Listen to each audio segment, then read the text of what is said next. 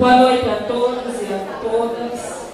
Meu nome é Berlane, integro o Observatório de Economia e Comunicação da Universidade Federal de Sergipe. Nós estamos aqui para debater indústria cultural ou a persistência de um conceito. Eu queria imensamente agradecer ao Fred por estar nos recebendo essa noite. Esse é o quinto seminário, como já foi informado. Nós estamos estabelecendo desde o primeiro parcerias com instituições, com pessoas de fora da instituição, da UFES, e a ideia é exatamente estreitar esse diálogo que passa por questões que são de interesse comum. Na noite de hoje, nós contaremos com a presença de César Bolani. Eu peço que venha aqui completar, compor.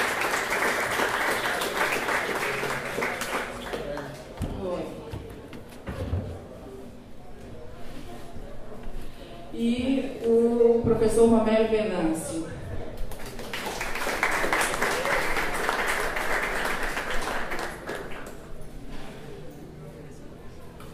A ideia é o seguinte: eu aqui vou propor algumas questões aos colegas e a qualquer momento a palavra estará franqueada. Quem tiver interesse em fazer também alguma questão, alguma pergunta, sinta-se à vontade.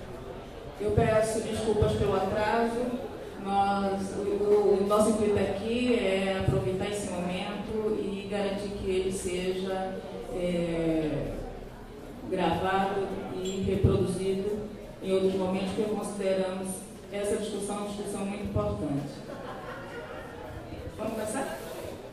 Tem o microfone disponível para vocês e a gente também pode alternar este aqui. O conceito de indústria cultural não é um conceito recente. Ele remonta à primeira metade do século XX. Ele é, então, contemporâneo, nós podemos dizer, ao próprio fenômeno indústria cultural. Acho que, antes da gente discutir as questões que envolvem o conceito, que tem muito a ver a relação entre economia e cultura, a relação que muitas vezes é apresentada de maneira a que esses dois campos se apresentem como campos indissociáveis, e talvez sejam.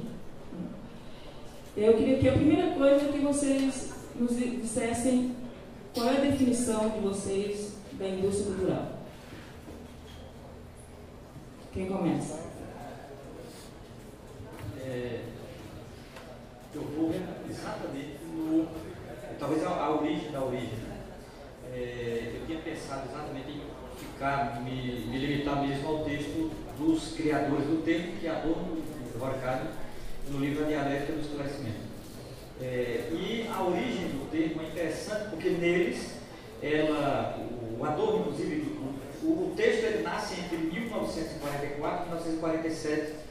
44 quando inicia mesmo a obra, mas eles não tinham fechado.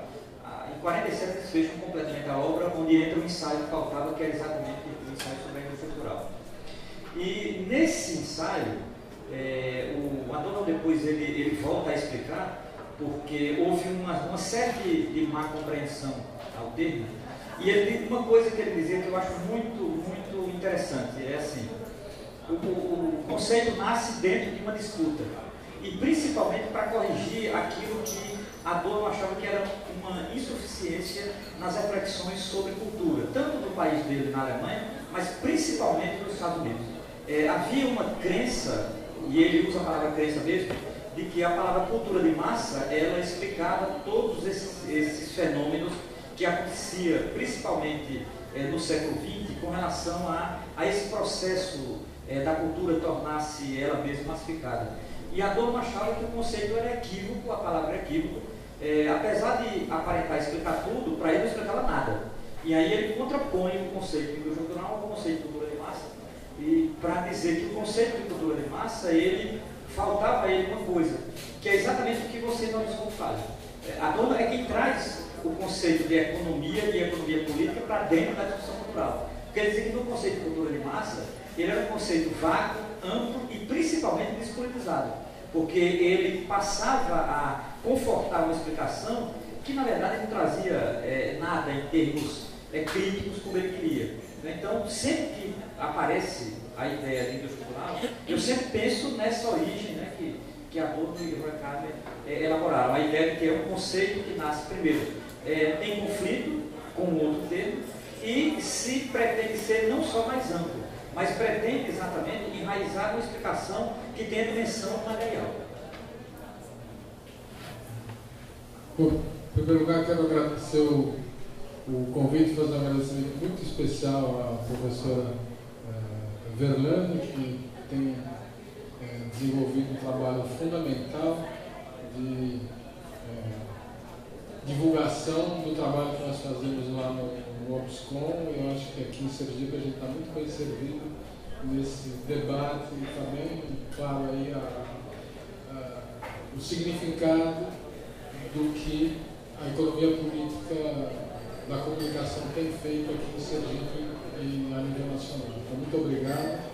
E, bom, eu vou seguir um pouco na mesma linha do Romero, né, para levantar apenas algumas questões para a gente debater. Depois, se alguém quiser levantar alguma pergunta, se a Verlane quiser. De fato, eu acho que o fundamental é entender, né, continuando aqui nessa origem mais remota, né, da definição, é que do que se tratava era justamente de explicar uma nova situação do sistema capitalista tal como ele vinha se estruturando a partir do início do século XX. Então, tem um trabalho, inclusive, dentro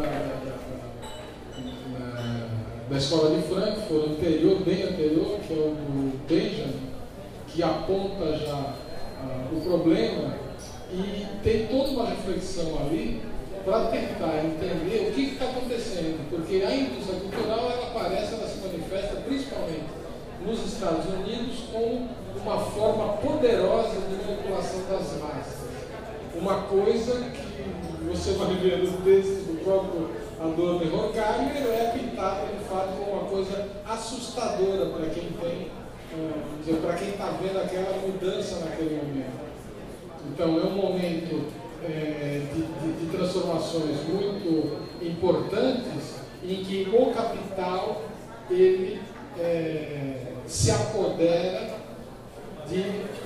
dos instrumentos de produção cultural, né, de uma forma inusitada, porque antes não era assim.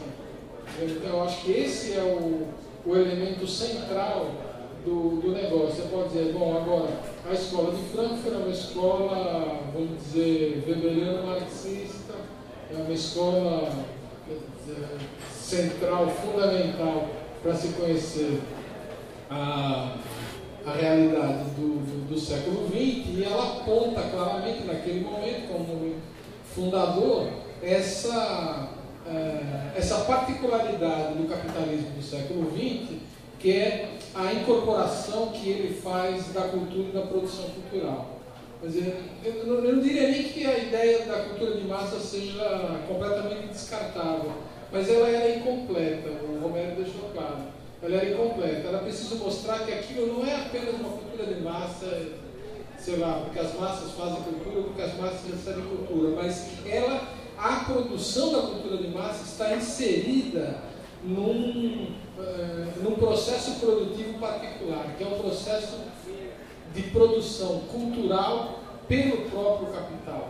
Essa é a grande especificidade, e agora, para tentar encerrar minha primeira participação, o que é preciso avançar, e é o que a economia política da comunicação procura fazer em relação a Frankfurt, com maior ou menor grau de consciência, voltar, como a gente faz, mais a, vamos dizer, entender então agora essa indústria como indústria especificamente, no sentido mais, vamos dizer, de recuperar a economia política, ou seja, retomar a leitura a partir já não de Frankfurt, mas da obra econômica de Marx, do Capital, dos Grundrisse, para entender um pouco como isso funciona de fato em termos de economia. Tá? Então essa é um pouco a nossa trajetória da economia política da comunicação de um modo geral. Aonde ela surgiu, nos diferentes lugares do mundo, ela surgiu levantando essa questão. Dizer, bom, tudo bem. Bom, tem gente que acha que ela é alternativa à escola de Frankfurt. Eu questiono, tá? Esse é um assunto para debate. Né? Eu entendo que ela é uma continuação de uma outra linha e esclarece muitas das questões que nós vivemos hoje. Eu quero exatamente recuperar isso mais à frente. O Romero, ele é um estudioso, especialmente do Adorno, e o Adorno escreveu muito tem textos relacionados à música. Eu queria que, antes de a gente tratar da contribuição da economia política da comunicação e da cultura, que mantém viva e requalifica o conceito de indústria cultural, nos termos que o Bollmann já colocou, que você falasse um pouco mais da contribuição dos frankfurtianos. No caso da música, Adorno era músico, né? Estudioso da música, teve inclusive professores que depois viraram amigos, digamos assim, fundamentais, revolucionários até, na forma musical do século XX, como Alban Berg e o Adolf Schoenberg. Agora, eu diria, Adorno é muito, eu diria, Adorno passa a ser uma figura muito radical em termos de música. Eu diria, ele é radical em termos de tudo, a ponto de, em alguns momentos, você não saber para onde vai, digamos assim, o pensamento de Adorno. Porque ele era muito erudito, muito informado, muito atento, escrevia muito bem ao mesmo tempo, de uma maneira muito fechada. Agora, tem uma coisa em música dele que eu acho muito interessante, que é quando ele encontra na forma musical uma saída para a filosofia, que é o que mais me interessa nele. Então, eu não sou músico, eu estudo música muito mais interessado na filosofia, por conta do próprio Adorno. Então, ele percebeu o seguinte, quando ele escreve um ensaio sobre Schoenberg, e ele percebe que o que Schoenberg fez na música em relação a toda a tradição, desde pelo menos a música tonal até mais ou menos o século XX, a busca de Adorno, na verdade, é para encontrar um caminho de salvação para a filosofia. Significa dizer, a forma com que Schoenberg faz com que as notas não se repitam, ou, por exemplo, quando ele diz que a música de Schoenberg não é capturável pela indústria cultural, ele queria que a filosofia também não fosse. E isso é o que me interessa muito dele, porque significa dizer, ele queria encontrar, e isso é muito claro no texto da música, uma forma revolucionária para a filosofia. Porque ele diz que encontrou na música, ele encontrou na música essa forma.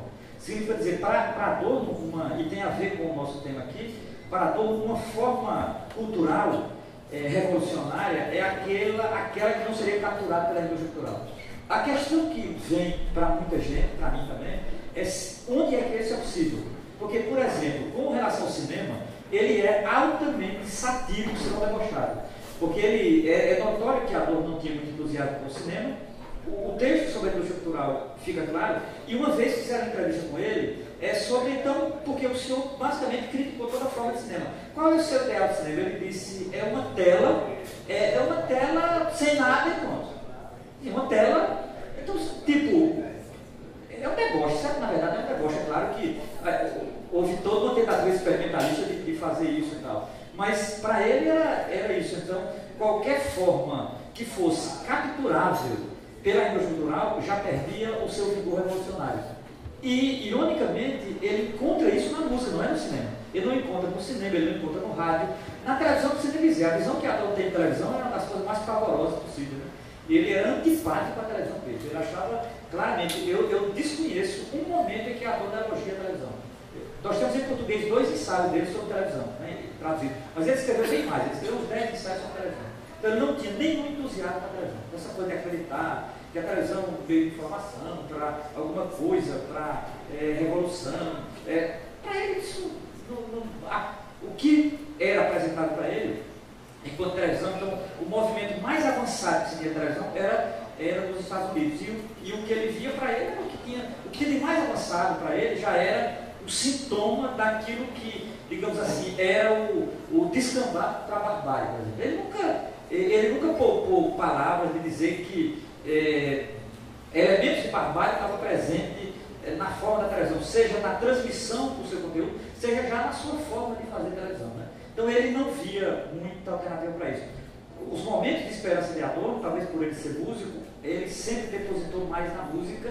E veja que coisa interessante, e na literatura. Aí quais são os exemplos dele? Na música é Schoenberg, na literatura Samuel Beckett. Daí quando você vai para um e para outro, você pensa numa peça como Esperando Godot, O Inominável de Beckett, você percebe que são aquela literatura literalmente bloqueada. Então são personagens que são anti-heróis, que não completam absolutamente nada, que deixam inclusive o assistente, o espectador, o leitor absolutamente sem saída. Então Godot é a espera de uma coisa que não vem.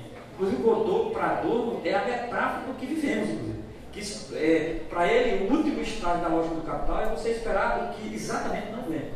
E ele usa isso na forma literária. E na forma musical, exatamente a música toda decafônica de Schoenberg. Então são, para ele, formas revolucionárias.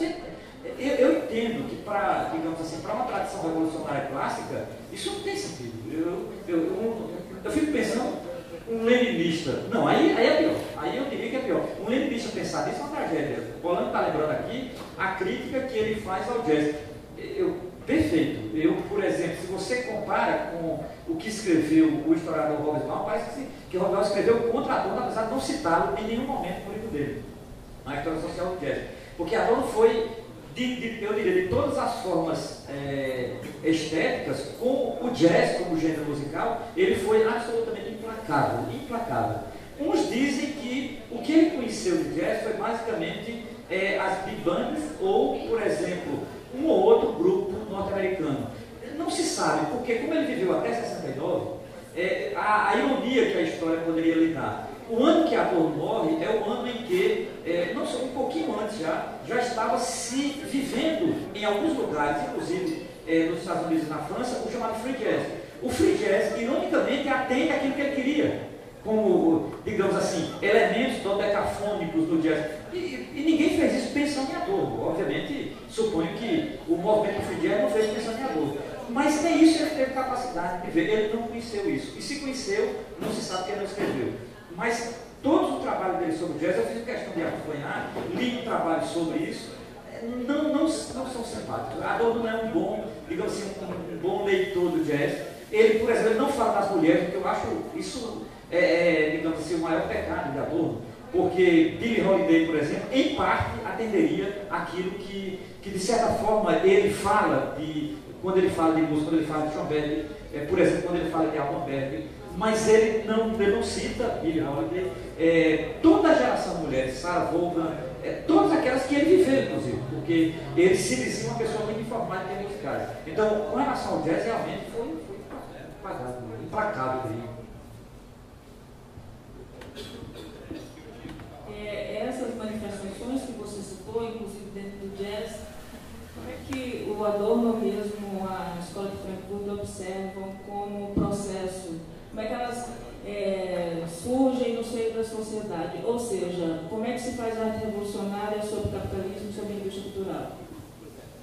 No caso de Adorno, aí é mais complicado, porque Adorno tem uma concepção de arte que eu diria que, do ponto de vista teórico, sem dúvida nenhuma, é o que nós tínhamos de mais avançado em termos de estética na cultura ocidental. Por quê? Porque ele diz o seguinte, ele parte de um pressuposto metodológico que forma e conteúdo não se separam. Adorno, nesse sentido, ele é absolutamente radical. Você pode ver tanto os textos de literatura, de crítica literária, como os textos de crítica de música. Nós temos agora, foi traduzido recentemente, porque o pessoal da Universidade de São Carlos está traduzindo as obras completas dele. Já vai 5 ou 6 volumes, e um volume que saiu não é o mais recente, é anterior a esse, que saiu no começo do ano, é o Introdução à Sociologia da Música. Então nós temos pelo menos o trabalho principal dele sobre música, nós temos em português, que é o Introdução à Sociologia da Música e o trabalho sobre Schoenberg e Stravinsky. Então nós já temos em português.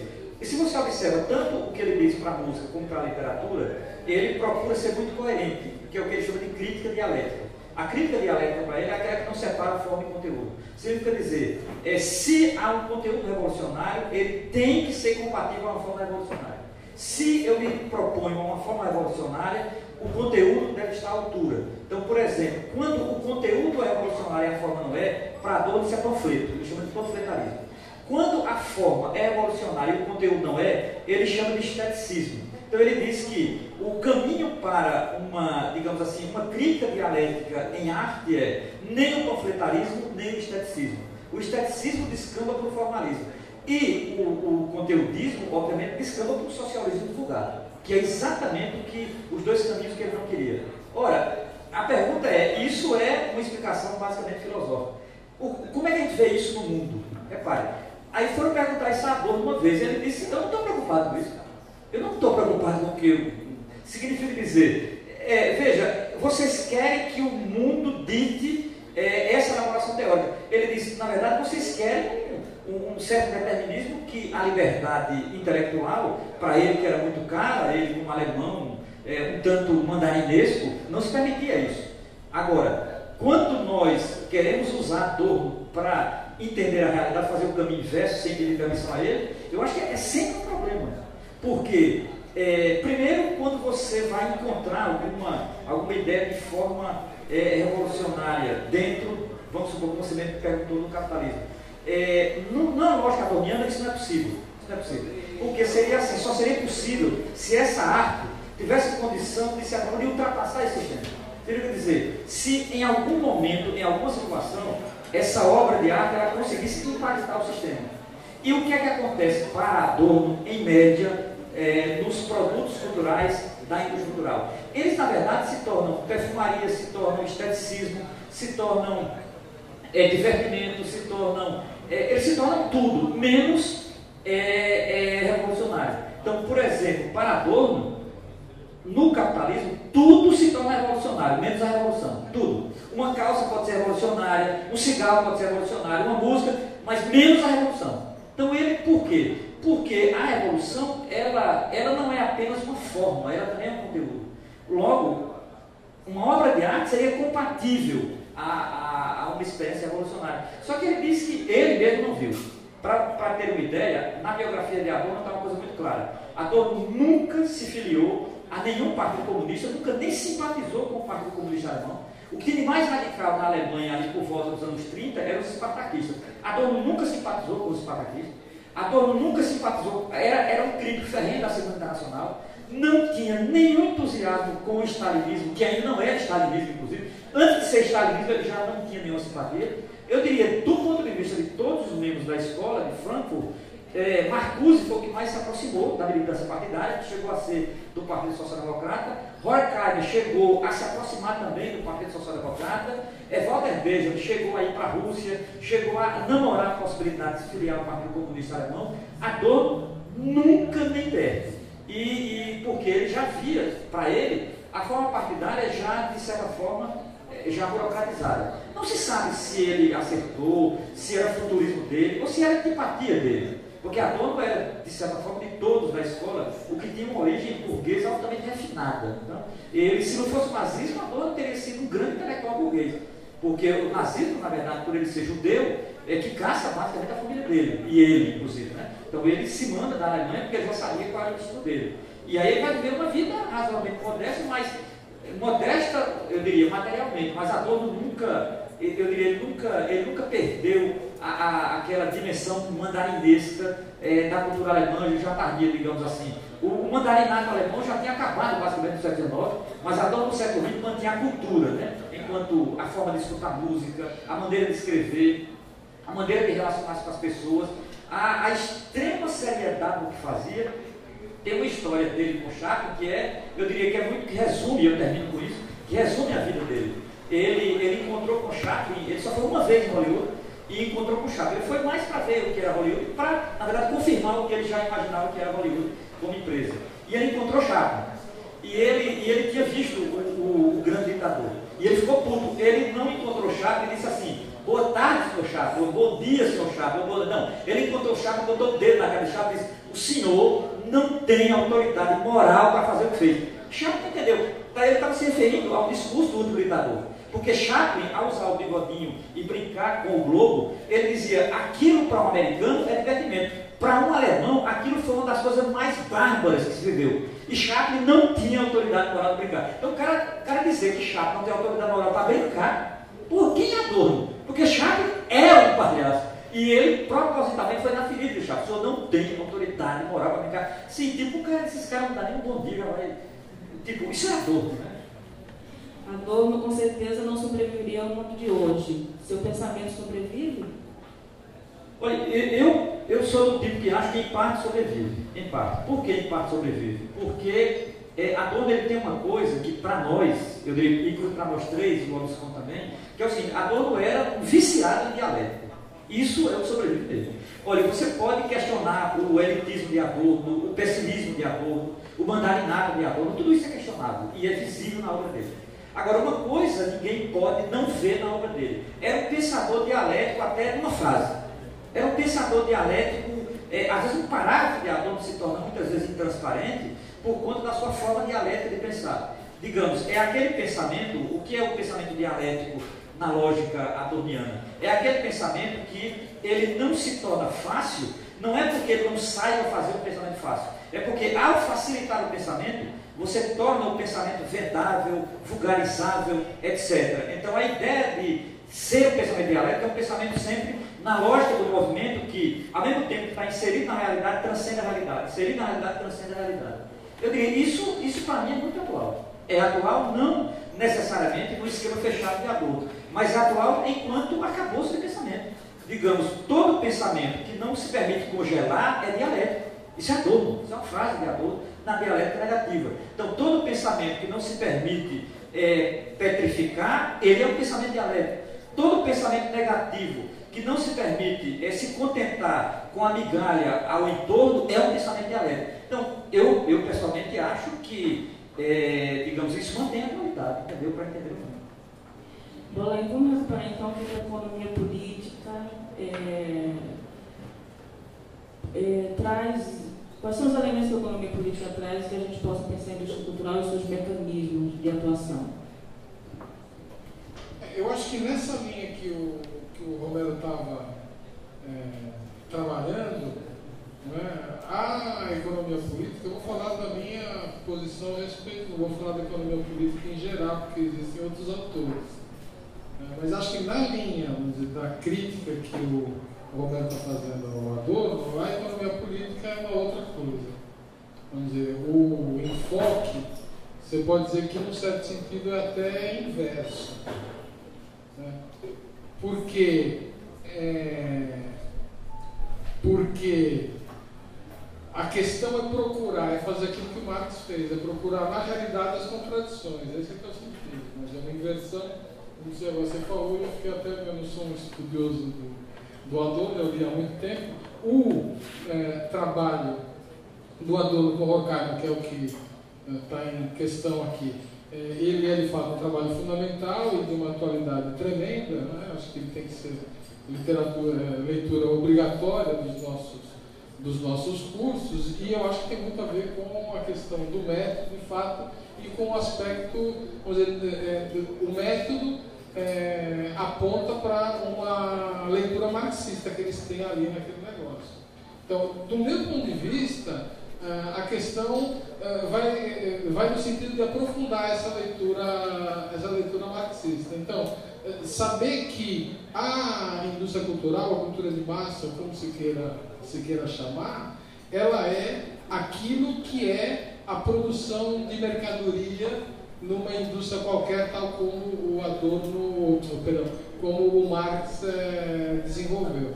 Então, produção de cultura como mercadoria, essa é que é a questão. Então, esse é o ponto de partida de uma perspectiva mais estritamente marxista. Agora, como é que isso pode ser feito?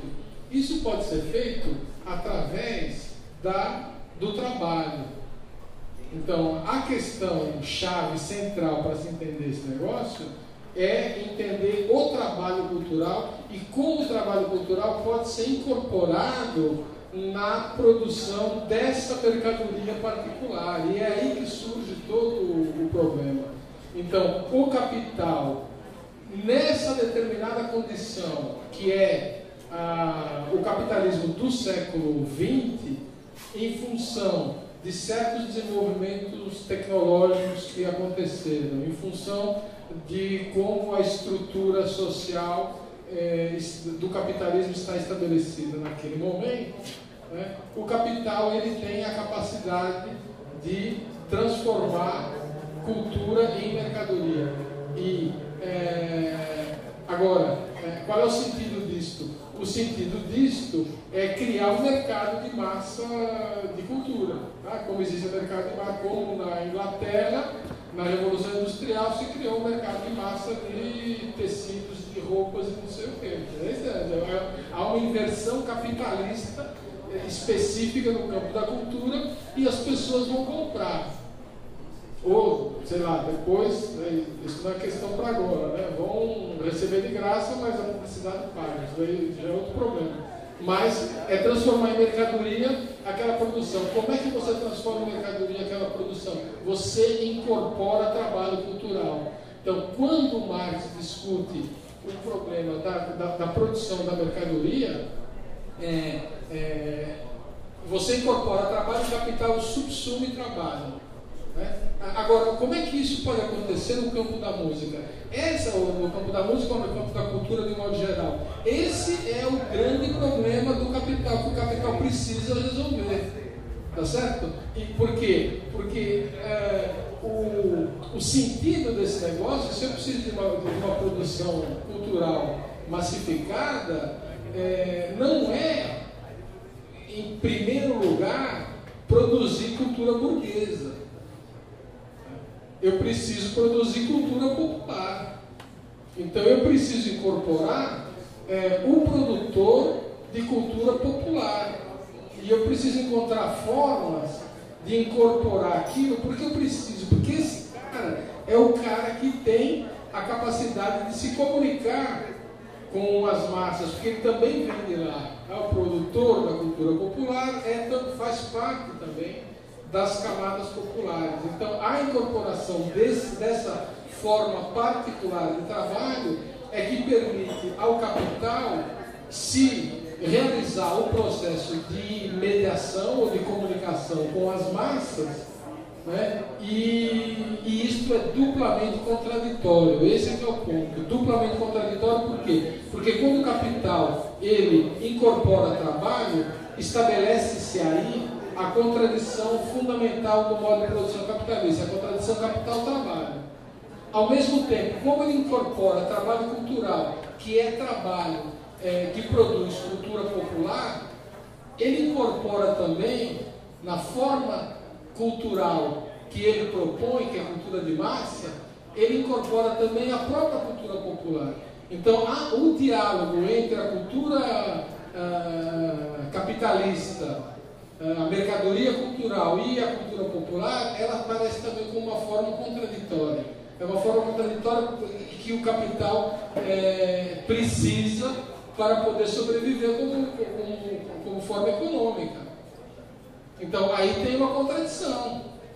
E essa contradição se resolve, ou se resolve não, vou deixar como pergunta. Essa contradição está relacionada com a forma como se constrói a hegemonia burguesa nas condições do capitalismo avançado do século XX.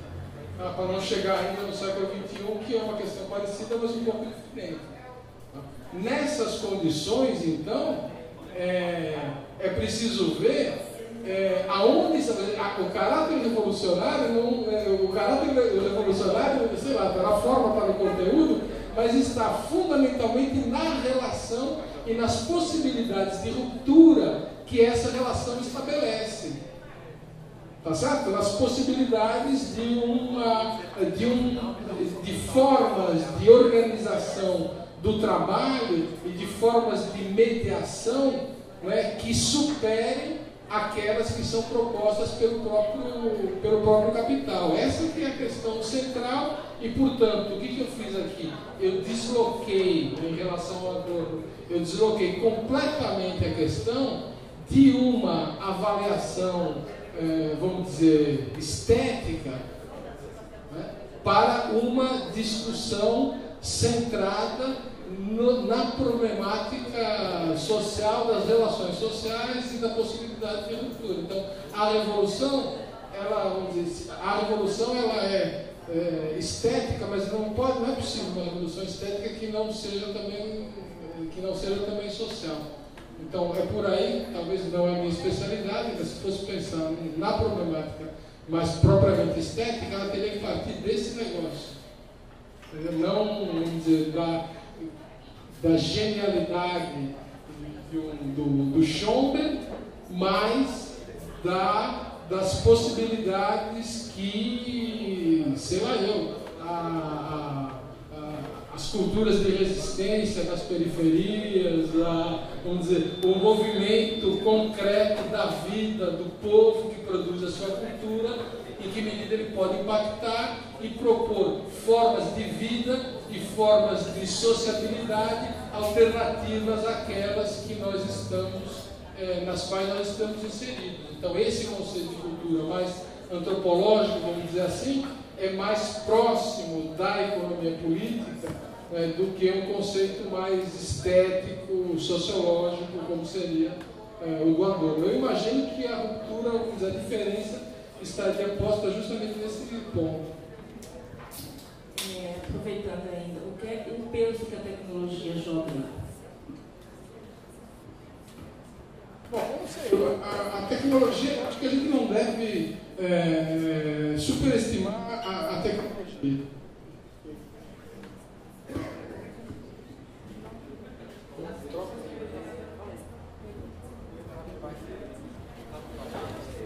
Eu acho que não é possível superestimar a tecnologia. Na época que eu gostava dessas coisas, eu dizia, olha, você pode fazer arte revolucionária de qualquer forma, você não precisa ter equipamento para isso, porque as questões fundamentais, elas estão em outra parte, né? Agora, o que a tecnologia vai permitir é o desenvolvimento de novas formas de produção cultural ao longo do século XX. Né? Então, as tecnologias da reprodução, que o Benjamin foi analisar, né? O cinema, a televisão, etc., que estão chegando até hoje aqui. Eu acho que, do meu ponto de vista, é mais importante analisar, do ponto de vista de uma pessoa que não é produtor cultural, né? Do ponto de vista da análise do problema, é mais importante entender a tecnologia em termos das formas culturais que ela estabelece, para utilizar a expressão do William. Então, o que é a televisão, qual é a forma que ela estabelece e como isto propõe determinadas formas de relação social e de relação dos indivíduos com a cultura. Eu acho que a tecnologia deveria ser vista assim. Por exemplo, nós vivíamos num mundo que era o mundo do broadcasting, que era o mundo da televisão de massa e que tinha determinadas características. Isso funcionava de acordo com uma forma de financiamento publicitária e determinadas formas de recepção da cultura produzida industrialmente, recepção familiar, etc., aquilo que a gente conhece. Com o surgimento da internet e a generalização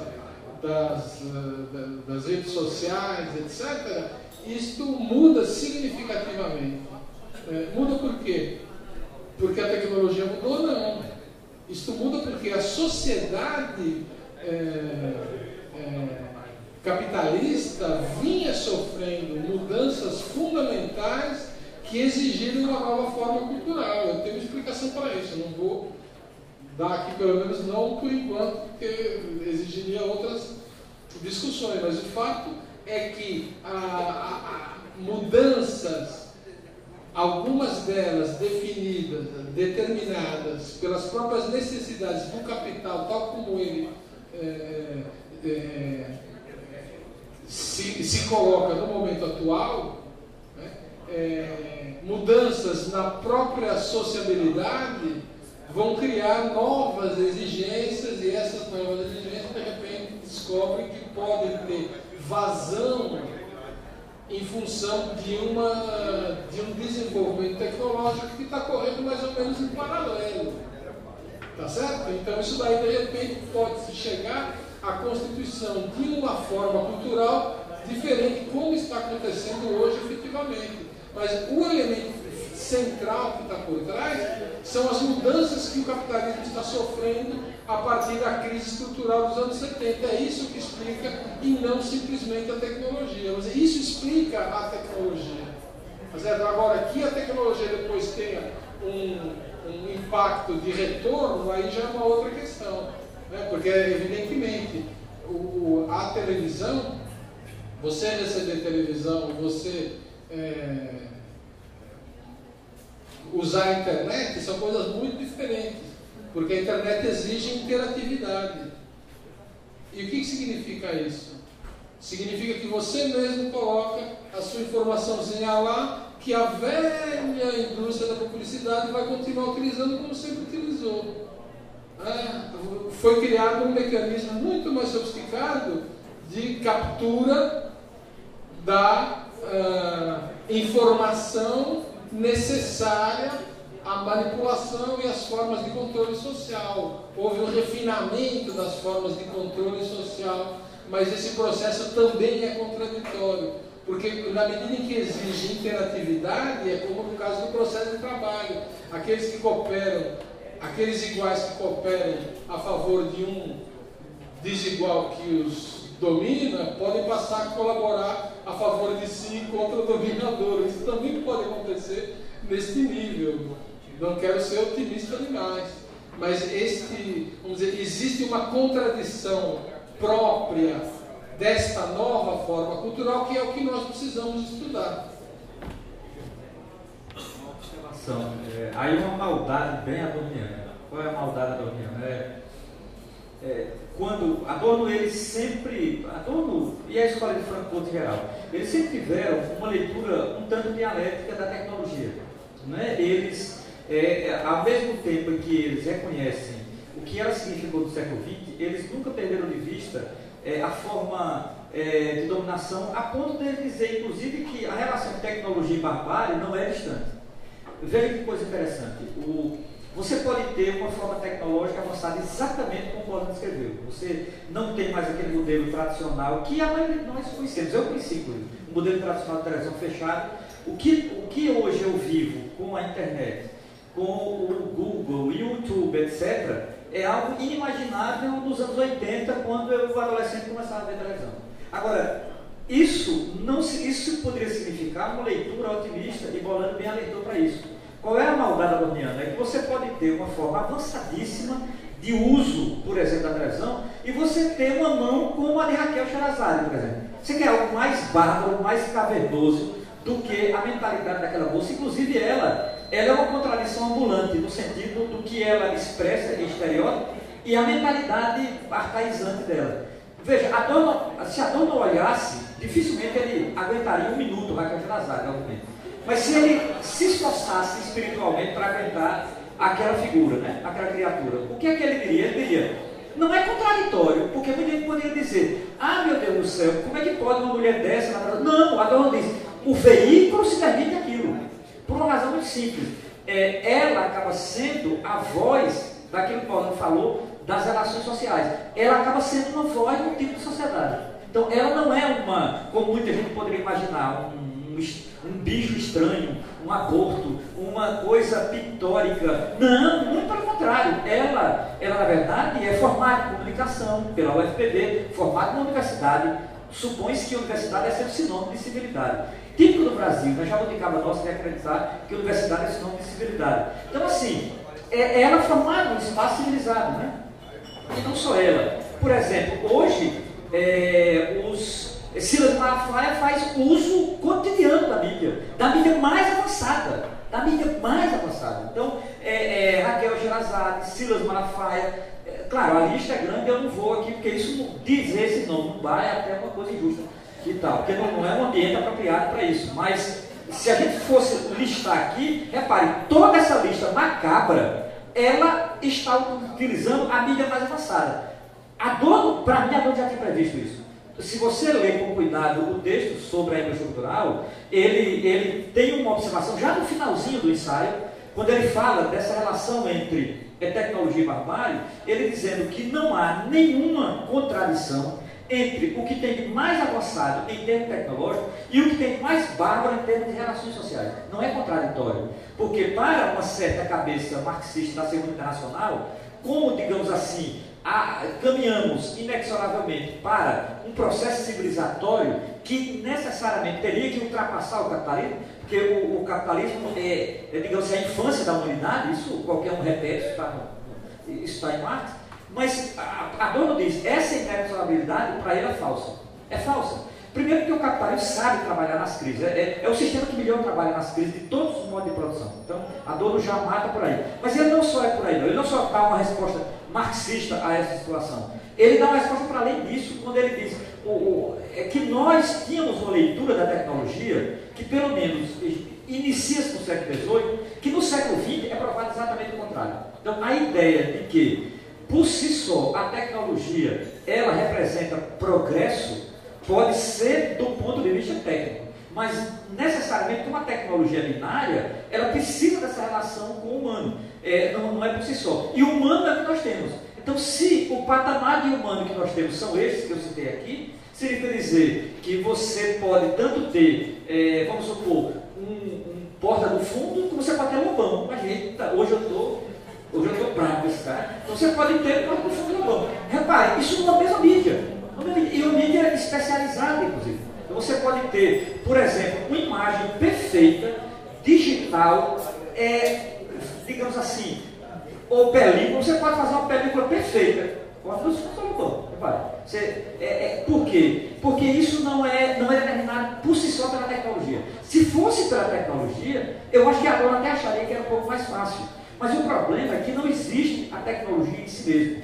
Para Adorno, ele parte do pressuposto que toda forma tecnológica ela é mediada. E ela é mediada pela condição humana. E a condição humana dentro de um determinado sistema. A condição humana dentro de uma determinada correlação de força. A condição humana dentro de uma determinada relação de classe. É bom deixar claro, Adorno nunca rejeitou a leitura classista da sociedade capitalista.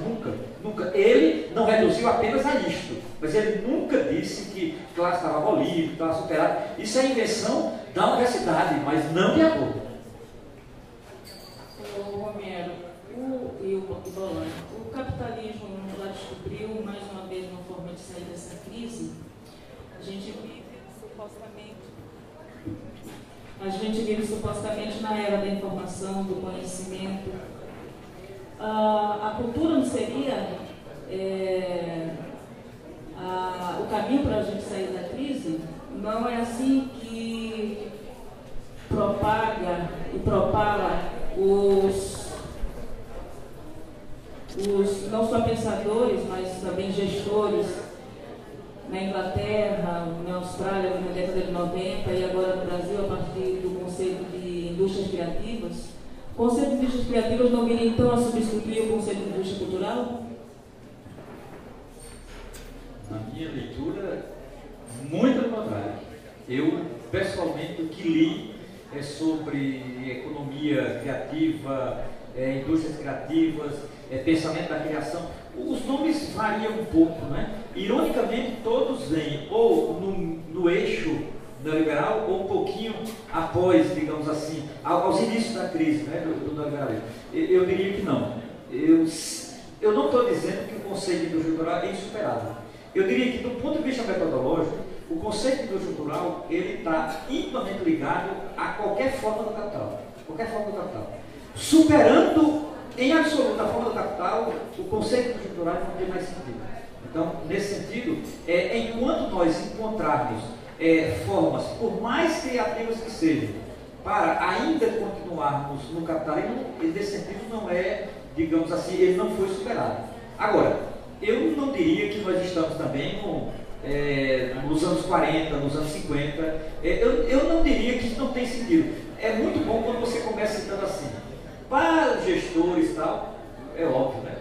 Digamos, eu vou deixar claro aqui, nenhum gestor pode ser adorniano, nenhum gestor pode ser adorniano, nenhum gestor, ele pode ser marcusiano, entendeu? Nenhum gestor pode ser nem vejaniano. Então o gestor, no máximo, ele pode ser um gramsciano liberal. É o que eu acho. Ele pode ser um gramsciano liberal, assim, tipo, eu preciso manter a esperança no governo que não tem esperança. Então o que é que eu faço? Eu viro um gramsciano liberal. Que é o seguinte, eu encontro formas culturais para enrolar o povo, para enrolar uma classe média e me manter onde estou. Bem, eu não vejo muita, digamos assim, muita alternativa em relação a esse tipo de coisa. É óbvio, se você perguntar assim, mas é possível um gestor mais avançado ou menos avançado? Eu acho que sim, claro que é possível. Eu acho que nem todo gestor é Geraldo Alckmin, por exemplo, entendeu? Então, nem todo gestor é Geraldo Alckmin. Mas também nem todo gestor é Lênin, por exemplo, entendeu? Então, e Lênin já foi gestor também, vou deixar claro. Eu não citei Lênin não dizendo, não, citei Lênin dizendo a verdade. Ele foi gestor também. Não no sentido de gestor meramente do capital, mas foi gestor, no sentido de que ele geriu o Estado, ou propôs a política. Então, eu estou pensando no gestor aquele que tem um vínculo orgânico com o Estado, entendeu? É isso que eu penso, filosoficamente, o gestor e, consequentemente, aquilo que ele faz. Então, eu diria, nem Lênin, nem Alckmin, entendeu? Nesse momento, talvez nem para um nem para outro. Agora, em termos culturais, eu sempre acho que a enrascada é pior.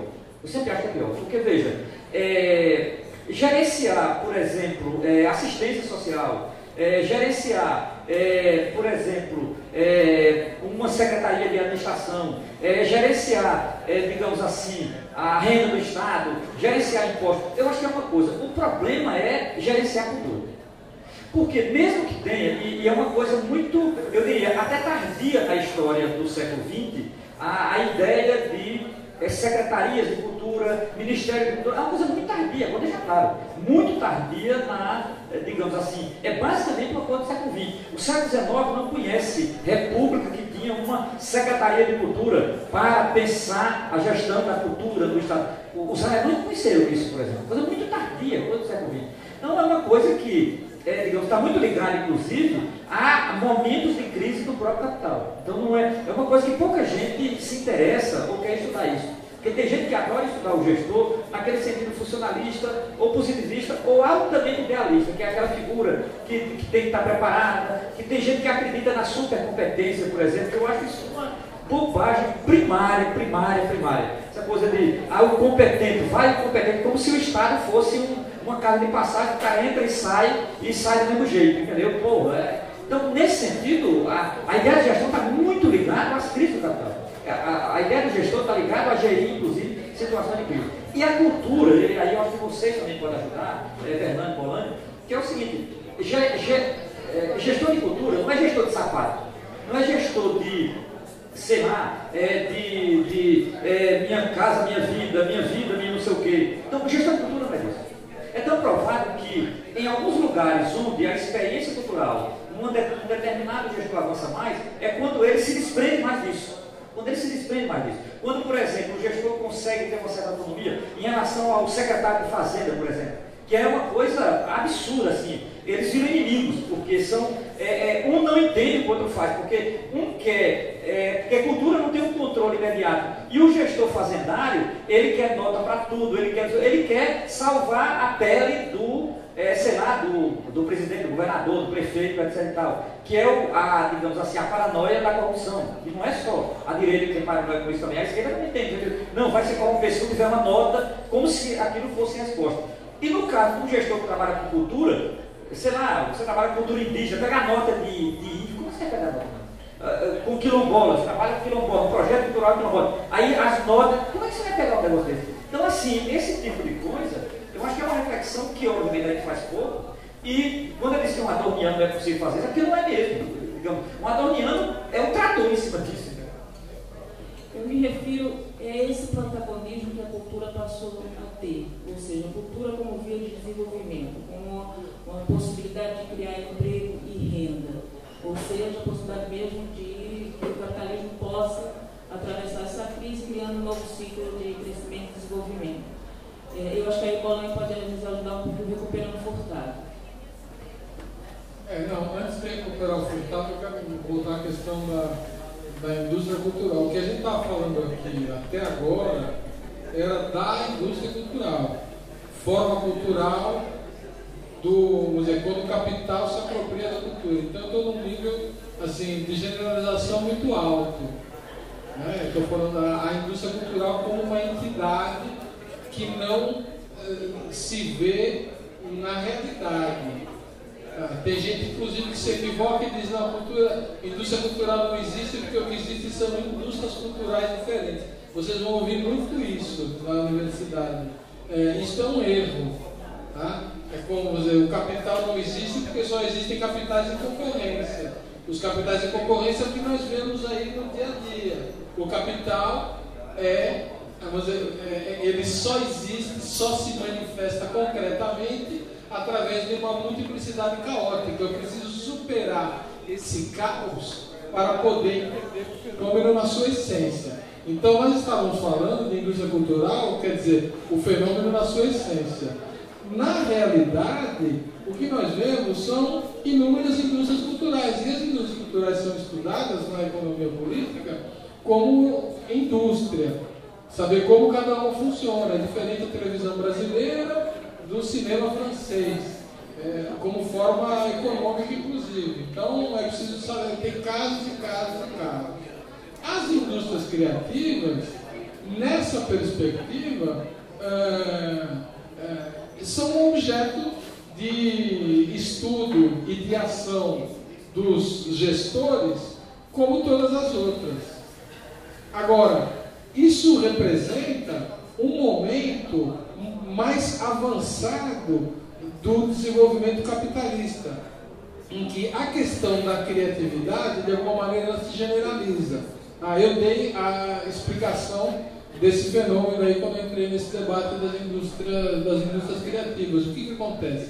Acontece que o capitalismo do século XXI, o capitalismo que se constrói a partir da crise estrutural dos anos 70, do século XX, que hoje está bastante maduro, é um capitalismo em que a extração da mais-valia se dá fundamentalmente sobre as energias mentais, intelectuais, cognitivas do trabalhador, muito mais do que das suas energias físicas. É um capitalismo em que o trabalho intelectual ele passa a ser absolutamente crucial no processo, porque o desenvolvimento capitalista levou a uma determinada linha de progresso tecnológico que foi expulsando o trabalho manual dos processos produtivos, foi alterando a organização desse trabalho e a substituição desse trabalho com o desenvolvimento das tecnologias da informação pelos robôs primeiro, de maneira que o trabalhador ele deu um passo atrás e ele passa a ser um elemento nos processos normais de trabalho de controle do processo que é realizado pelas máquinas. Esse trabalhador ele se intelectualiza. O trabalho simples hoje é mais complexo do que era o trabalho simples 50 anos atrás. Então, esse trabalhador intelectual ele tem uma relação com o sistema mais próxima daquela que o trabalhador cultural, que é um exemplo do trabalhador intelectual, tem durante todo o século XX.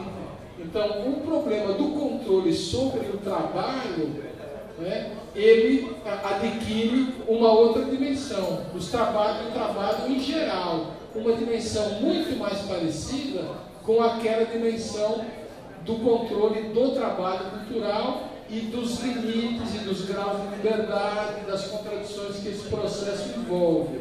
Tá certo? Então, o problema da generalização do conceito de criatividade, da ideia de indústrias criativas, da ideia da inovação, da obrigação da inovação e etc., num mundo cada vez mais burocratizado, que é a tendência que nós estamos seguindo, ela faz parte dessa nova estrutura de controle do trabalho intelectual pelo capitalismo. Esta é a base material que explica o desenvolvimento dos conceitos de indústria cultural. Eu não nego o fato de que seja as indústrias materiais ou criativas ou culturais, ou etc., ou seja como for, é obrigação do Estado gerir, organizar e utilizar como elementos de um processo de desenvolvimento. Isso daqui é uma outra discussão, que é onde entra a questão do furtado, que a gente pode discutir talvez na próxima. Agora, tem um outro problema aí, que é saber de fato o que está acontecendo com o capitalismo. Essa é a pergunta que nós ainda não temos como responder. Para onde nós estamos indo? Não é? Porque a ideia de que vamos dizer, a cultura é a saída é uma ideia um pouco nebulosa que precisaria ser melhor explicada. Tá certo? A gente não sabe que mundo é esse e para onde vai. A gente sabe que existe um deslocamento do eixo do poder em direção ao Pacífico, que a China adquiriu uma posição estratégica e fundamental nesse processo, porque domina a produção industrial, tá? Convencional, com outra perspectiva, com determinadas formas de planejamento e etc.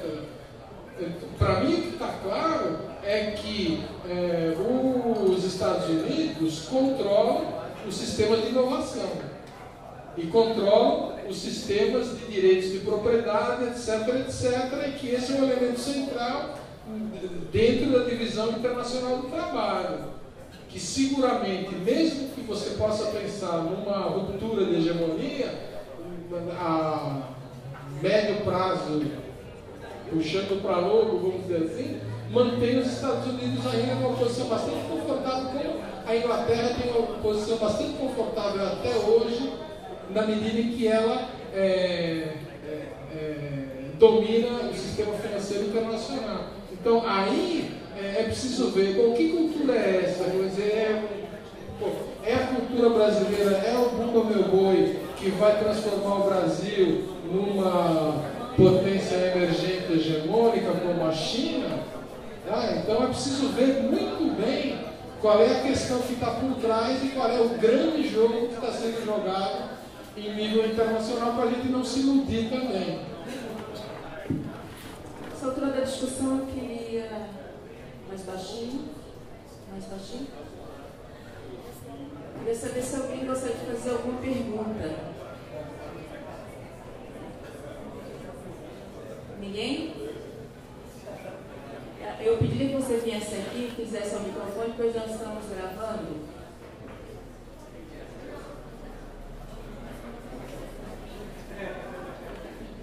Boa noite. Tendo-se em vista a constante evolução técnica e novas formas, até que as próprias evoluções técnicas trazem, como que poderia se ver a evolução da indústria, da cultura, ela poderia se dar de uma forma diferente? Como que ela poderia não ser tão tradicional, em certo ponto, ela ser mais dinâmica? Haveria como ou seria algo impossível ela mesma?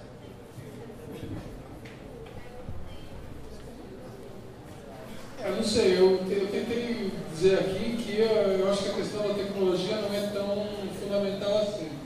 Eu acho que a questão da cultura, ela está...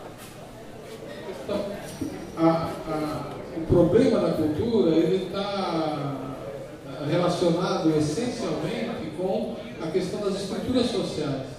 Então a tecnologia não é tão importante nesse sentido. Então, independentemente da tecnologia, o problema é como as estruturas de poder elas se manifestam no campo cultural. Também precisa ver qual é a definição de cultura que a gente tem.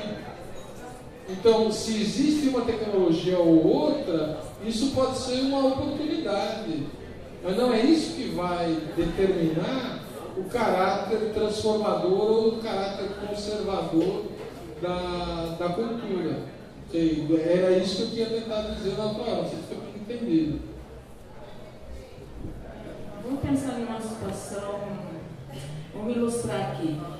No caso da música, né? A internet especialmente, ela de fato ela não é uma nova via de divulgação, de distribuição de conteúdo musical e que possibilita que o artista ele possa trilhar seu caminho, não necessariamente vinculado a uma grande gravadora, ou seja, não é viável hoje para determinados músicos, determinados artistas, em face da tecnologia, da internet, sobreviver e, mais que sobreviver, criar e produzir música?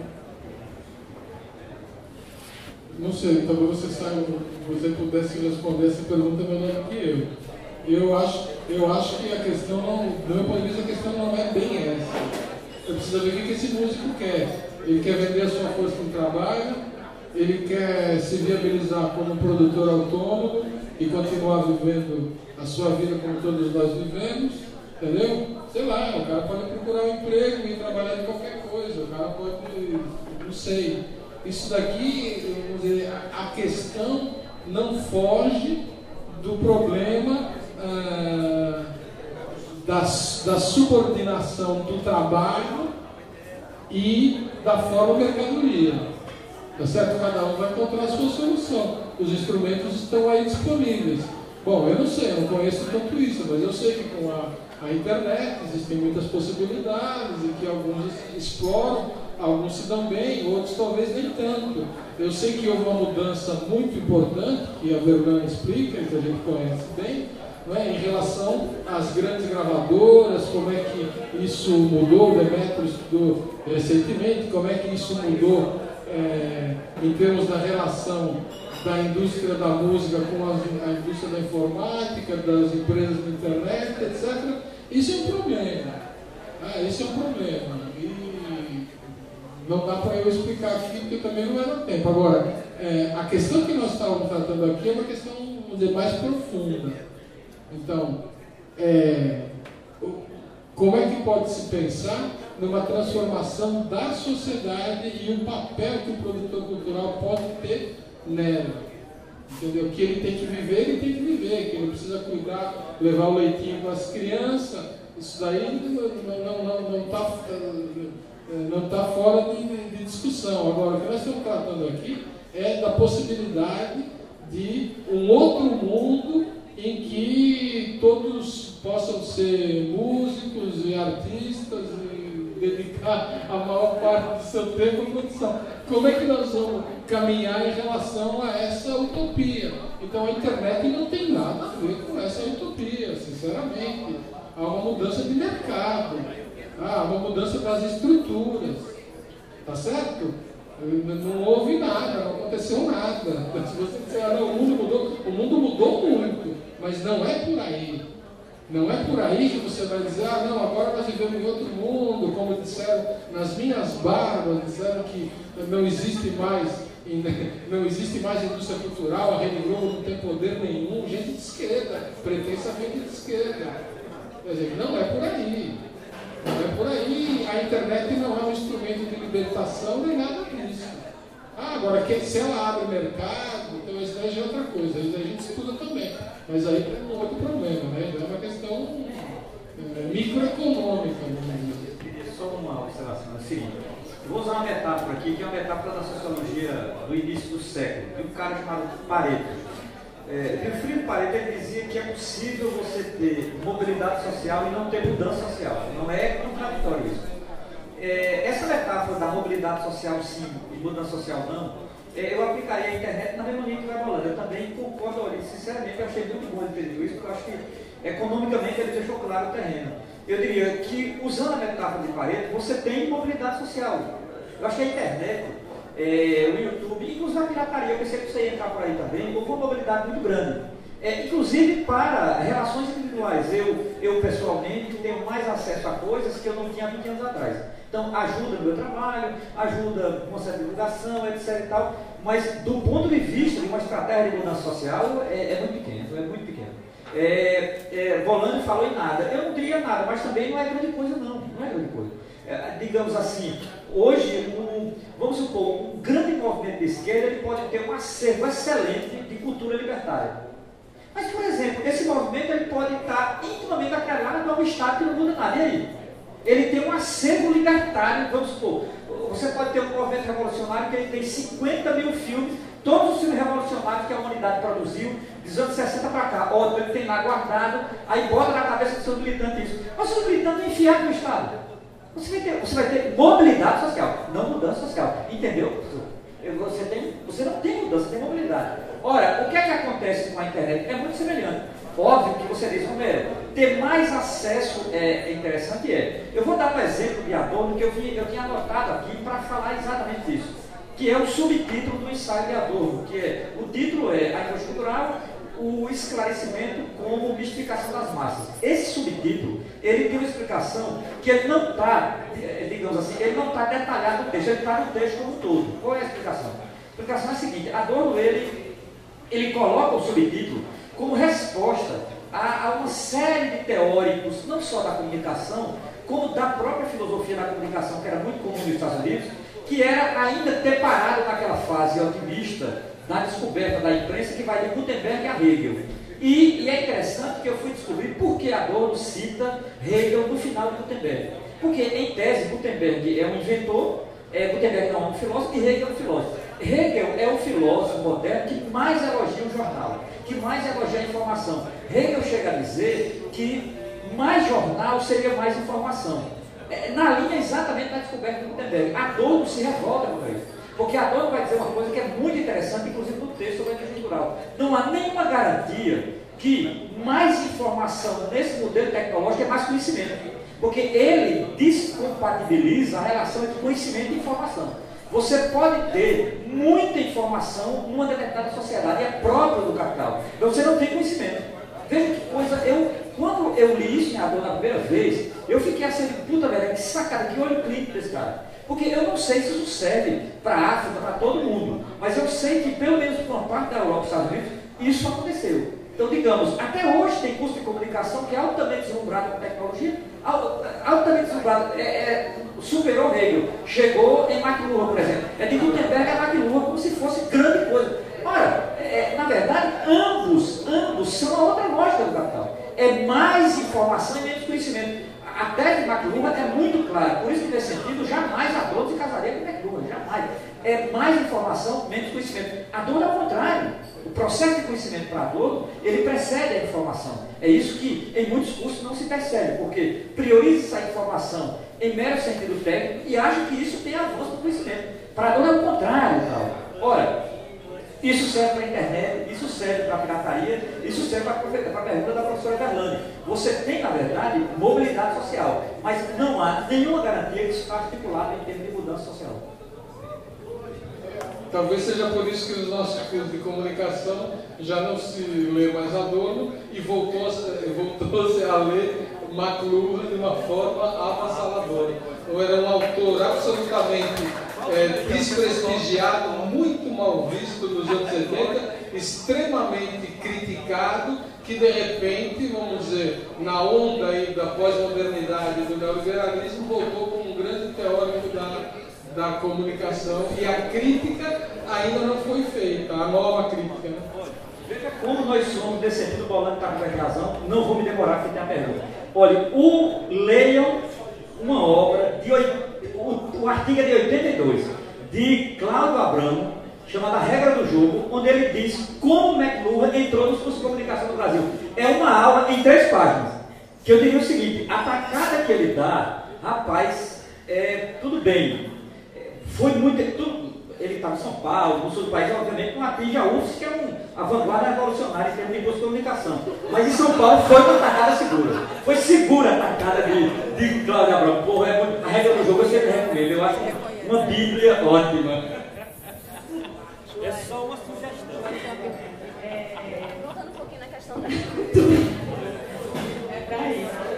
Um pouquinho na questão da cultura como vetor de desenvolvimento, né? Pensando lá no que Furtado propôs enquanto ministro da cultura, né?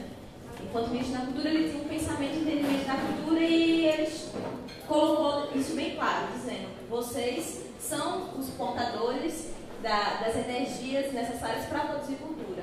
Se apropriem desse espaço e produzam sua cultura. O que aconteceu posteriormente no Brasil e o que começou a acontecer pós Gilberto Gil, né, com toda aquela conceituação antropológica de cultura, né, uma visão muito até marxista das políticas culturais no Brasil. E a chegada da indústria criativa, e como é que esse conceito é apropriado? Pelos próprios movimentos culturais e sociais e pela nova forma de gestão de cultura. Então a gente vê no Brasil um movimento de que a cultura qualquer um pode fazer, cultura é tudo que a gente faz e cultura é todo desenvolvimento.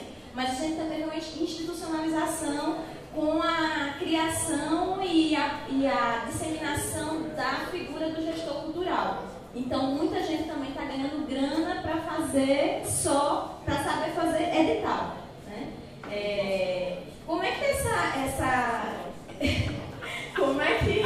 como é que a gente entende isso nessa perspectiva de cultura como desenvolvimento? Porque tem gente estudando comunicação, cultura e desenvolvimento, comunicação, cultura, educação e desenvolvimento, para pegar a contribuição aí de Paulo Freire, mas tem muita gente que está se apropriando desse movimento para ganhar, né? Como é que a gente entende isso? Isso no seio dos movimentos sociais, muitas vezes a gente vê nos debates. Como é que vocês entendem isso, né? E que perspectiva a gente pode ter a partir dessa relação complexa? Que coisa maravilhosa. Eu acho isso como vanguarda da revolução. Vamos em frente.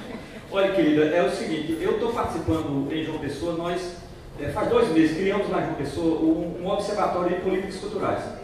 A ideia do grupo, tem um camarada lá chamado Marcos, que é professor do curso de gestão pública da UFPB, que ele foi da gestão de Gilberto Gil, do MIC, Marcos, uma figura, professor da universidade e tal, e ele fez uma proposta de estudo que foi muito interessante, que era estudar as políticas culturais de Celso Furtado, exatamente da Gilberto Gil, que ele participou. E também por uma razão muito simples, eu diria, a gestão de Verfó, na minha opinião, foi uma nulidade completa. Verfó, inclusive, eu desafio aqui alguém lembrar o que foi que Verfó realmente fez durante 8 anos no Ministério da Cultura de Fernando Henrique. Eu, sinceramente, eu me lembro que ele mandou pintar a Casa Rua Barbosa, foi interessante. Ele mudou o telhado na Cinemateca. Assim, foi uma coisa muito interessante. Agora, ele lançou um livro, é verdade, lançou um livro, que é uma coisa, Verfó lançando um livro é uma coisa interessante, né? Dizendo que cultura é um bom negócio. Que cultura é um bom negócio, significa dizer... Realmente, pode ver, Francisco Verfó foi vanguarda, né? Então veja, agora, sem dúvida nenhuma, você toma, Celso Furtado é uma figura muito séria, era um homem de projeto. Eu, inclusive, eu não li ainda o resultado da pesquisa de Bolando sobre isso, eu conversei com ele um pouco, uma vez na bolsa, porque eu li particularmente, porque saiu pela Contraponto, alguns escritos dele durante a gestão que ele foi do Ministério. Veja, uma das coisas que, na orelha do livro, o César Benjamin fala, eu acho muito interessante. Benjamin, não sei se é ironicamente ou acreditando, ele diz o seguinte: o limite de Celso Furtado era o limite do Estado em que estava Celso Furtado. Do Estado, não, do governo em que estava. Nunca esqueçamos. Celso Furtado foi ministro da Cultura no governo Sarney. Não esqueçamos, porque senão a gente pensa que o ministro da Cultura ele é autônomo em relação ao governo. Semelhante a Gilberto Gil. Por exemplo, para mim, uma coisa que a gente vai discutir no observatório lá na UFB é o seguinte: Gilberto Gil, inicialmente, ele, sem dúvida nenhuma, perto de, entre Gilberto Gil, Juca de Oliveira e a irmã de Chico Buarque e Marcos Suplicy, Gilberto Gil foi o melhor de todos. Essa é a minha avaliação pessoal. Agora, Gilberto Gil ele tinha um projeto para o cinema que era muito interessante. E Gilberto Gil, inclusive, ele se propunha a enfrentar o Grupo Severino Ribeiro e associados. Tal. Na verdade, sabe o que aconteceu? O Grupo Severino Ribeiro não foi falar com ele quando ele propôs o parlamentar, foi falar direto com o Lula. Sabe o que Lula fez? Aceitou a proposta de Severino Ribeiro. Significa dizer, Gilberto Gil, ele não foi à Argentina para tocar e cantar. Ele tinha ido na Argentina ele tinha 6 meses de gestão. Ele foi para a Argentina porque alguém disse a ele o que eu acho que é verdade. O cinema argentino é um dos melhores cinemas do mundo hoje. Então, que diabo tem o cinema argentino que o cinema brasileiro não pode ter? Aquela briga, Boca Juniors e Flamengo, né? Então ele foi lá para aprender o seguinte, foi lá humildemente para aprender. E Gilberto Gil, é bom deixar claro, Gilberto Gil, ele parece ser um bom gestor, falando é um desastre, mas como gestor parece que é muito interessante. É uma coisa a se estudar a concepção de gestão de Gilberto Gil, e não o que ele fala. Eu, pessoalmente, não tenho muito entusiasmo, porque eu acho ele de uma metafísica meio acelerada, quando se anima muito.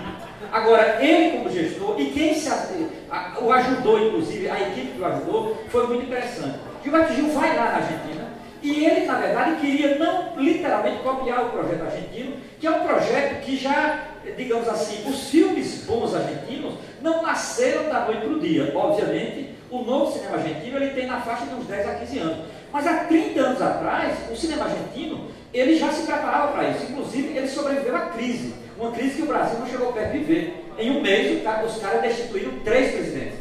Em um mês, uma classe média argentina foi para lá do lixo. Só para ter uma ideia, o que aqui no Brasil era princípio de revolução. Então, nesse sentido, Gilberto Gil, ele olha o cinema argentino e ele pensa em pegar algumas coisas. Ele conversou com algumas pessoas que, de certa forma, acompanhavam o mercado cinematográfico argentino no Brasil, e ele queria implementar isso aí. O problema de Gilberto Gil, na verdade, por incrível que pareça, não foi o cinema argentino. Não foi Gilberto Gil, foi o governo que ele estava. Muito semelhante à condição de Celso Furtado. Você pode ver, Celso Furtado começa muito democrático, raramente democrático. Ele começa, inclusive, escutando artistas, escutando produtores culturais. A ideia, inclusive, era uma gestão democrática. Isso em pleno 86 e 87. O que aconteceu com o Celso Furtado? Imagine, o que aconteceu? Aconteceu o que aconteceu com o governo Sarney, na verdade. O que aconteceu com o Gilberto Gil? Aconteceu o que aconteceu com o Lula. Você tem, por exemplo, imagine, de Gilberto Gil a ideia de cartão de cultura. Pare, que situação. Agora, eu diria que a ideia de um gestor não é possível, e esse é o problema. Toda vez que nós pensamos gestor de cultura, ou mesmo políticas culturais autônomas do Estado que está inserido, a tendência é cair no idealismo. E eu acho que não é um bom caminho o idealismo. Idealismo e cultura, aí eu concordo plenamente com a dor. Idealismo e cultura nunca deu nada que prestasse. Quando deu em tragédia. A dor diz isso. Então, idealismo e cultura não é uma boa companhia. Então, entender a gestão é você entender como ele funciona no Estado, inclusive com seus limites e com seus avanços que pode ter também.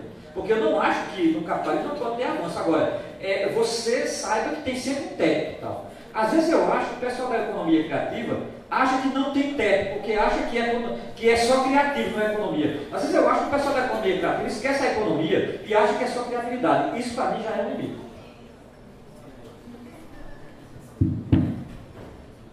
Essa discussão é muito comprida, porque não dá para a gente discutir aqui, porque eu conheço a história, a gente fez todo um estudo, inclusive a própria Joana escreveu já trabalho comigo sobre esse negócio. Então não dá, tem que simplificar porque é complicado. No caso do Furtado, é preciso entender qual foi o momento em que ele chegou a ser ministro da Cultura. Tá? Ele veio de um movimento, bom, aí teria que discutir a questão da cultura do Furtado, que é uma questão central na concepção teórica dele. Ele chegou a ministro da Cultura no momento de transição o regime militar tinha acabado, né, mas ainda você tinha que mudar aquelas estruturas e ele vai lá com esse objeto. Ele é um cara, vamos dizer, sempre foi de construção de instituições. E ele vai lá para construir uma instituição e para desafogar. Porque vem de um período de dirigismo estatal poderoso, militar, de controle e de censura, e ele vai ali para tentar romper essas amarras e propõe, por exemplo, a chamada Lei Sarney, que foi proposta por deputado. Quem se der o trabalho de ler as coisas que se escreveram e as discussões que se fizeram na época, ele pensava, até na entrevista da Roda Viva, que nós estudamos e lemos, ele diz, o negócio dele era que o açougueiro lá do bairro financiasse a construção do palco do grupo de teatro. Então ele queria abrir as portas da criatividade, e essa era a ideia da lei de incentivo à cultura, que depois foi completamente desvirtuada. Primeiro acabaram com ela, Collor, e depois veio com uma outra coisa e se transformou numa lei utilizada pelos oligopólios, de um lado e de outro, entendeu? De maneira que o Estado brasileiro deixou de fazer política cultural. Não era essa a intenção. Então, ele trabalhou nessa perspectiva, e a ideia dele de cultura é basicamente a ideia antropológica de cultura que depois o Gilberto Gil vai divulgar. E ele tinha estofo, tá certo? Então, eu vejo mais continuidade do Furtado para o Gilberto Gil do que qualquer outra história das políticas culturais no Brasil, com a vantagem para o Furtado de que ele tem uma concepção muito clara e muito forte, evidentemente, na época do governo Sarney, com o qual ele rompe depois, né? Mas uma perspectiva muito mais, quer dizer, acho que o Gilberto Gil, eu acho até que ele fala bem, comparado com o Caetano. Comparei com o Furtado, o Caetano nem comparado. Pronto, se você comparar com o não tem comparação, velho. Não, certo. Ele é que eu acho que o Gil tem uma visão interessante do mundo, mas que também tem o seu limite, que a gente viu aí. A gente viu aí a posição dele agora no último processo eleitoral. Agora, eu acho que a coisa interessante da gestão do Gilberto Gil foi a coisa dos pontos de cultura, foi entregar um pouco a gestão da cultura para aquilo que hoje se chama de comunidades, né? Eu acho que o sentido é esse, e esse é o sentido que se precisaria recuperar desse negócio. Agora, quem estudou isso foi o Rui Sardinha, que esteve aqui na abertura do nosso curso, que andou trabalhando um pouco esse negócio, quer dizer, o próprio Gil, quer dizer, se você for pensar a evolução dessa discussão em nível internacional, os debates aí da Unesco e etc., você tem, depois da derrota da Nomic, ou da vitória de Pio da Nomic, uma tendência da Unesco de desenvolver justamente a questão da diversidade numa perspectiva antropológica de cultura como uma alternativa. E o Gilberto Gil ele vem dessa discussão. Só que, paralelamente, você tem a outra discussão, que é a discussão das indústrias criativas, que vem por um outro viés aí, OMC e a outra lá que agora esqueci o nome, que você tem uma outra perspectiva que está muito mais alinhada com uma visão mercadológica do processo. O Rui mostra que no próprio discurso do Gilberto Gil há essa oscilação. Então, a transição daquela perspectiva culturalista, com aquilo que ela tem de bom e de ruim, que a gente pode discutir depois, para uma perspectiva de indústria criativa e etc., no sentido mais mercadológico, está já no próprio Gilberto Gil. O Rui compara o discurso de posse dele com o discurso que ele faz na abertura da reunião da UNCTAD aqui no Brasil, onde a questão das indústrias criativas está posta de maneira fundamental. Eu acho que isso começa a afastar ele da perspectiva do Furtado, que foi um dos que participou do grupo de estudo de 95 a 97 da Unesco sobre a diversidade cultural. Acho que o miolo da questão ele está aí. Problema, não dá para esclarecer isso aqui, mas a questão é a seguinte: existe uma contradição aí nesse processo. Quando foi criada a Secretaria das Indústrias da Economia Criativa, eu participei, fui convidado a discutir o quê? Furtado, esse termo é um termo que está em disputa.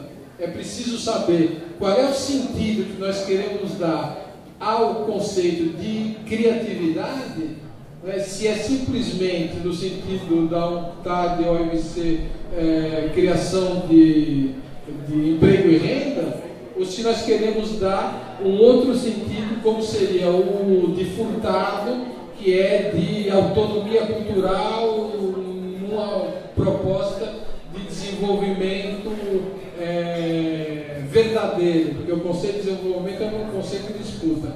Então, nós temos aí alguns conceitos que estão em disputa e que nós precisamos preencher e que é preciso lutar pela definição. O próprio conceito de desenvolvimento é um deles, e o conceito de criatividade também. Então, é neste jogo que nós estamos. O Gilberto Gil fez uma coisa interessante. Ele abriu, de alguma forma, o debate com a sociedade. Ele abriu não apenas com as comunidades, mas ele tinha um programa de cultura e pensamento, do qual nós participamos e tivemos a oportunidade de discutir e conhecer com muita gente do Brasil todo. Então, essa esfera pública que foi constituída para o debate da cultura, talvez tenha se perdido depois da gestão seguinte. É isso que é preciso recuperar. É essa perspectiva de disputa lá no interior do Estado, na relação do Estado com as comunidades, etc., no que se refere à questão cultural. Essa seria a questão que deveria ser pensada pelos produtores culturais e por todos aqueles interessados nesse movimento. Bem, a gente já vai chegando ao final do nosso debate. Eu queria agradecer Romero, Bolanho, e várias questões foram aqui postas, sugestões para próximos seminários. Nós temos um novo encontro em dezembro na Universidade Federal de Sergipe, quando o OBSCON estará comemorando seus 20 anos de existência, o 13º seminário OBSCON CEPOS.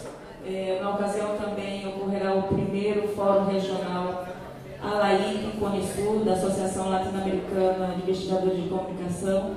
Estão todos convidados. Esse evento ocorrerá nos dias 10 e 11 de dezembro lá na UFES. Bem, eu gostaria de agradecer a todos, mais uma vez agradecer ao Fred e, bem, teremos música.